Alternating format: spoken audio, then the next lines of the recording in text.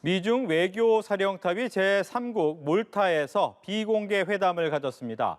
북러 정상회담 이후 국제 정세가 요동치는 가운데 이뤄진 만남이란 점에서 관심이 더 쏠리고 있습니다.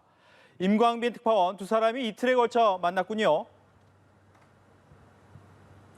네, 제이크 설리번 백악관 국가안보보좌관과 왕이 중국 공산당 중앙정치국 위원이 몰타에서 지난 16일부터 이틀에 걸쳐 12시간 동안 만났습니다. 두 사람의 회동은 지난 5월 오스트리아 빈에서 만난 이후 넉 달 만입니다.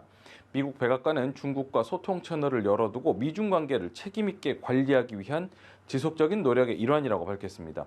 미중 정상의 지난해 11월 인도네시아 발리 회담 대화에 기반해서 양측이 솔직하고 실질적이며 건설적인 대화를 했다고 설명했습니다. 중국 외교부도 관련 내용을 확인하면서 양국 정상이 달성한 공동인식을 지속적으로 이행하고 고위급 교류를 유지하는 데 동의했다고 밝혔습니다. 양측은 적어도 예측 불가능한 충돌을 피해야 한다는 공감대를 재확인한 것으로 보입니다. 다만 대만 문제를 두고는 신경전을 이어간 것으로 보입니다. 대만 해협의 현상 유지, 또 양안의 평화와 안정 유지에 집중하고 있다는 설리번 보좌관에 맞서서 왕 위원은 대만 문제는 중미 관계에서 극복할 수 없는 한계선이라고 강조를 했습니다.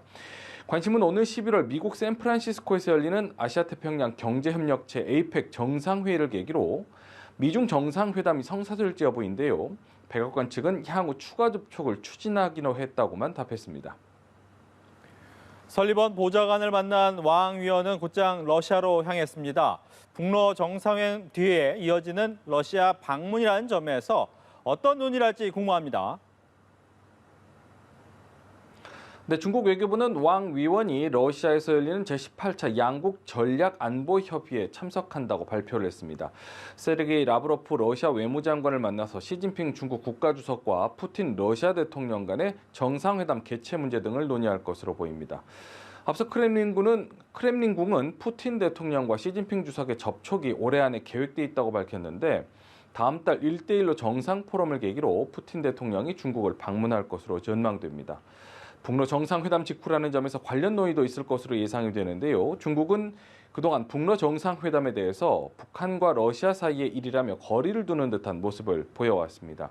하지만 국제사회에서는 북중러의 긴밀한 결속이 본격화할 수 있다는 관측을 내놓고 있는데요.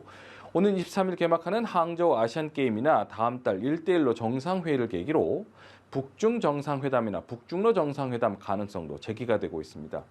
북러의 밀착을 바라보는 중국의 속내가 복잡한 가운데 이번 중러 외교장관 회담을 통해서 중국이 어떤 입장을 내놓을지 관심이 쏠리고 있습니다. 베이징에서 연합뉴스TV 임광빈입니다.